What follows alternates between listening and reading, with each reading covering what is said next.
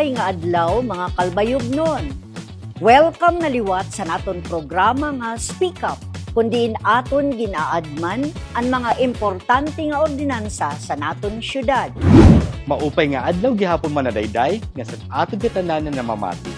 Karuyag namon nga na i-discuss ang bag-o nga importante nga ordinansa ang mental health care program sa Calbayog City.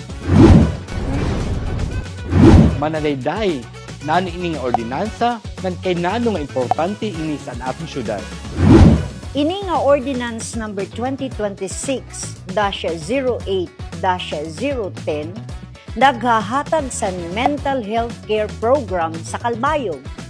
Iginbase ini sa Republic Act 11036 o Mental Health Act. Katuyuanan sini nga matagan sin eksakto nga atensyon ang mental health sa tanan nga kalbayognon. Nano man ang sakop sini nga programa manadayday? Sakop sini ang nga tanan, kabataan, adults ngan vulnerable sectors. Magkakamay-ada kita mental health clinics, counseling services, referral system ngan psychosocial support labi na during calamities o traumatic events. Pwede ba nimo isimple ang mga importante nga bahin sini nga ordinansa? Oo, Vice. Ang pinaka-importante mao ini. Magtutukod sin mental health clinic sa aton City Health Office. Maghahatag sin libre o accessible counseling and treatment. Maghihimo sin Mental Health Advisory Council para mag-guide sa programa. Maghahatag training sa barangay health workers.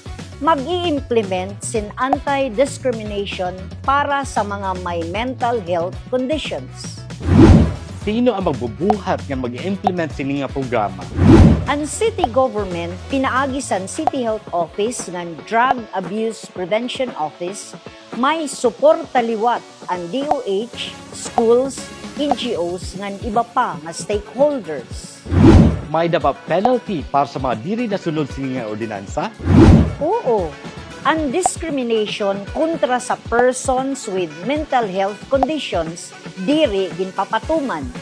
May ada ini fines starting from warning 1,000 pesos ngadto 2,000 pesos depende sa offense. So manadayday, klaro nga ini nga ordinansa para gud sa kaupayan sa Calbayognon labi na sa mental well-being. Tama ka, Vice. Karuyag naton ipakita nga ang mental health importante sugad sa physical health. Diri kita dapat nag-aalang mangaro sin bulig. Mga Calbayognon, ayaw kita kahadlok pag-open up. May da kita suporta tikang sa aton syudad. Magtinabangay kita para sa mas marigol na mas maupay nga Calbayog. Ako ang iyo Vice Mayor Rex Daguman, padayon kita mag-aram, magpakiana, mag-speak up.